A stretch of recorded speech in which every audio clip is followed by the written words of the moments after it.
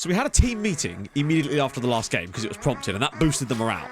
And then this is what I talk about with FM. Sometimes you just need that one good result. Into the black hole. Sing for my soul. Hi guys, and welcome to another episode of Sunshine on Leyth. If you're enjoying the save, drop a like on the video. That would be superb. So today, it's going to be a similar episode to yesterday, but hopefully with better results. That's the plan anyway. Although admittedly, it's going to be a tough old start with away at Bristol Rovers. I did go back and had a look to see if I'd missed any instructions out when I was flipping the tactic back, but it doesn't appear to be any. I think it's down to just we're in bad form at the moment. The players aren't quite clicking in the right way, and we have got a few injuries. And also, it's League 2, and we played some difficult approaches lately. I think we got some good wins when we did, which was nice, and I do still think we'll be fine to stay up this year, but there was always going to be a bit of a struggle. I think we just need to start planning for next season, start doing the scouting now so we can have a really good attack at that sort of stuff in the summer. Let's be honest here, we're getting promoted. We just clapped Grimsby and we won 7-0. Oh, how the times have changed. Prior to pursuing football as a career, Curtis Thomas worked long hours in the family greengrocer trade. Whilst there, the vivacious Thomas would hone his craft by doing keepy-ups with oranges. For this reason, along with his ability to peel off even in the most diligent of defenders, his teammates have started to call him Citrus Thomas. I'm here for that. So we haven't exactly had a huge period out of off. I mean, we played on Thursday, now we're playing on Sunday. Hopefully getting Teale back will definitely help us because we've got a good PPG with him in the team. Like, he really does do good things for us when he's around. He's got that added passing ability that we really have lacked in the past. And obviously we're massive outsiders. Defty, is Tommy Williams even available? I mean, he is, at least sort of condition-wise, but he needs to get that match fitness back. Obviously we'll flip these two over. These two will remain the same now because of the way this is set up. As always, is Putt McCartney even going to be fit? Yeah, he'll be enough to start. Knight and Harding, Lee, although should we bring back in... We started with Kai Forsyth. And it seems that Kai Knight has just slowly taken over that role. And to be fair, he's put in better performances. Maybe one more game and then Connor Teale should be back, which is a godsend. I mean, you'd argue Putt McCartney is probably the worst player in the team. And to be fair, his performances over the last 5 matches have been dreadful. But he's by no means the only one. If anything, basically no one's played well over the last 5 games. But hopefully we can change that with some magic today at Bristol Rovers. Unlikely, but you never know. I'm basically budgeting this as another defeat, as we would expect to be losing probably home and away to a lot of the top clubs, but we did get that 7-0 at Forest Green. This one is very much in the I would love a point kind of territory, just to keep plugging away, getting little points here and there to keep moving ourselves further and further away from the drop zone. I'm not exactly sure how well Tommy Williams is going to do today, because for some reason Defty has just been phenomenal for us. For whatever reason, he's very no-nonsense, but he does still get the occasional assist. Possession's not started off well, again. And we've conceded from an indirect free kick. I mean, that is basically the most Whitport of goals to concede. We trail early doors here to Bristol City. I mean, they're a very good side compared to us, but apologies for that. Neighbour decided that would be the perfect time to start cutting their lawn with, I guess, a nuclear bomb? So not the ideal start, but it really is. The worst indirect free kicks, the ones that seem completely undefendable to us on this save, are the ones that are straight. The really straight ones. Those are the ones that get us the worst. Because the players just do not track the runs, and I think that is, like people say, just down to the fact that they're not as good players, and that's the one that seems to amplify that the most. That's surely offside, yep. Thomas takes his defender on. Can we get a sneaky equaliser with our first shot of the game? That would be a bit much, but oh dear.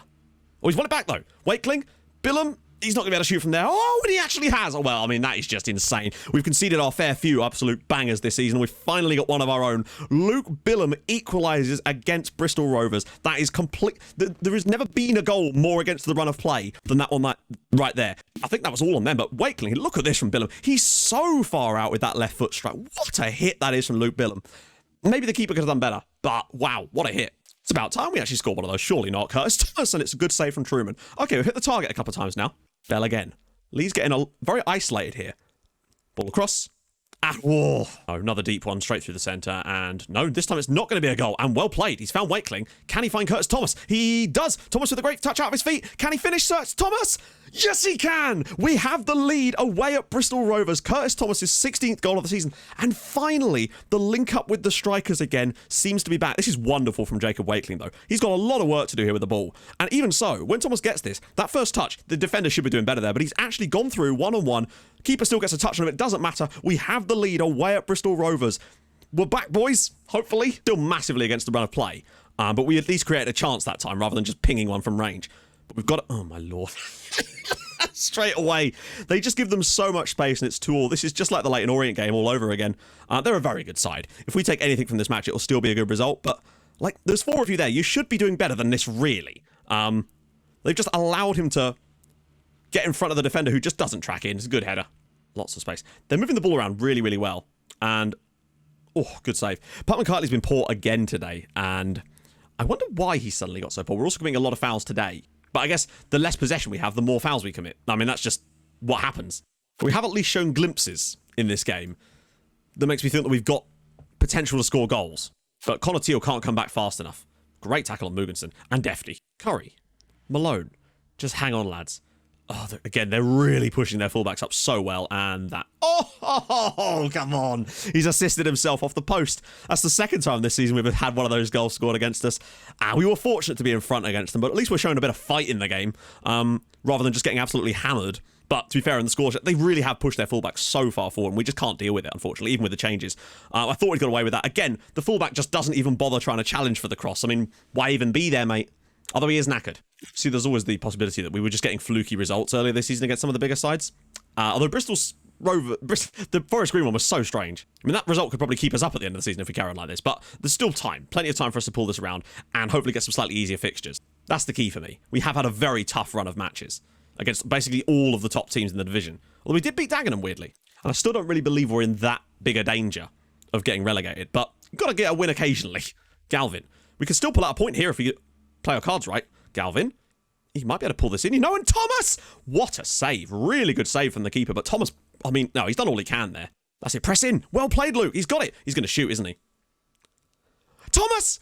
Oh, and another block. Billum! Side netting. Okay, good work towards the end there at least. And what they did really well was just getting blocks in on stuff. That's what they've done really well. When we have had little opportunities, the blocks have been the king. And Billum, and it's all the way through, and that's surely going to do it. We're going to lose 3-2 to Bristol Rovers. We did have the lead. We did well to turn that one around, but they were just that bit better than us, really. There's a reason why they're third and we're not. We do slip down to 17th, but oh no, the gap at the bottom is now 4 points, and there are games in hand for Swindon, so we do have to be careful. But hopefully we'll have a slightly easier run of games now. I still have a positive goal difference despite being 17th. That does help though. Right, we're back. So we had a team meeting immediately after the last game because it was prompted, and that boosted the morale. And then this is what I talk about with FM. Sometimes you just need that one good result to just change all your fortunes. And admittedly, we got very fortunate there with the ball, the way the ball breaks through to Curtis Thomas, but it's a wonderful finish. Chesterfield were on a poor slide, but still, what a result. And the thing is, we actually played quite well. Had 4 chances compared to their 1. Rafferty Pedder was still fantastic in the midfield and 1 man of the match. And Michael Lee was fantastic. We got the victory over Chesterfield. I mean, they were already off the top at this point and sliding somewhat, but still, what a result. It's just, this is all you need to turn your fortunes around sometimes. And the proof is very much in the pudding in the next game, as we went and created 7 chances at home against Port Vale, who, albeit much worse team than Chesterfield, but we were actually able to make the dominance count. Thomas gave us the lead from a corner, and then we did actually get another corner goal after that through Kai Knight. So admittedly, a few set pieces in there, but we created open play chances in this game too. And then obviously from the spot to make it 3-0. So on another day, this could have still been like one of those 0-0 matches, but we got the win. And it really does just feel like having Connor Teale back in the team makes us so much more stable, as we then went into Rochdale. Now, I thought he was going to slip this through to Curtis Thomas, but instead, Pat McCarthy just drives forward and smashes it in for 1-0. Our third consecutive home game as well, this time against another relatively poor opposition, and we're actually making it count for once, which is just so damn nice. But, you know, didn't stop them from equalising against us in the 30th minute, unfortunately. They played the ball really, really well here. Fernandez gets through. I mean, keeper probably could have done a bit better, 1-1. But just having Teale back made us so much more comfortable. And again, look at this. Bishop slips it into Curtis Thomas. Simple ball in behind for Jacob Wakeling. The link up between those two seems to be back with abundance. This wasn't even going in until the keeper touched it. It would have hit the post, and he somehow turns it in 2-1. And then, again, Teale getting up the pitch. Will Harding also joining them further up the pitch. But again, little knockdown here from Pat McKiley. Lovely touch to go round the defender from Curtis Thomas. And 3-1 up, and I thought we're cruising towards our third consecutive victory. What were we worried about? It's just after half-time. Thomas de Soa, who just determined us all. And admittedly, we got some breaks in this one. But again, 7 chances created there. 1 ball in. Wonderful block there at the end. But Wakeling makes it 4-1 after 48 minutes. But naturally, they were able to get one back. Ball dumped straight over the top. Smose gets in there. And it's just a relatively simple finish for him to make it 4-2. But we weren't done yet. We never... Look at this for a bit of play. Galvin drops the ball off to Connor Teale. Lovely little slide rule pass into Ryan Galvin for a first-time cross. Curtis Thomas gets across his defender. 5-2. Just really simple stuff that we're pulling off now. The sort of chances we weren't really creating before, quite frankly. But there was still chance for Rochdale to get one more goal back. And to be fair, I can't argue, this is an excellent finish for Fernandez. Like, bam, top corner, near post, 5-3. We were then able to parlay that into one more result as well.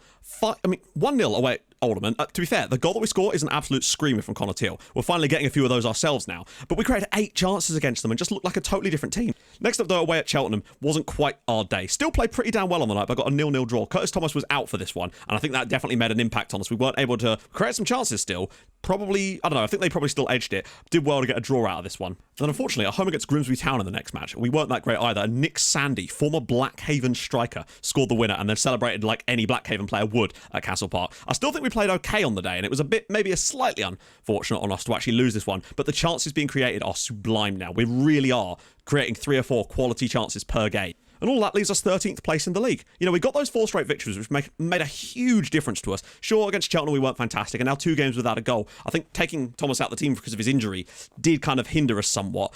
Chesterfield were on a dreadful run, have finally won another match now. But then none of the sides at the top are really exceeding that well at the moment either. And I think, okay, the team meeting sometimes helps you, but I really do think that the strong, that kind of gave us a boost for the Chesterfield game, and their bad form definitely helped us, but we played well, got the win. And such is always the case in FM, or I seem to find this anyway.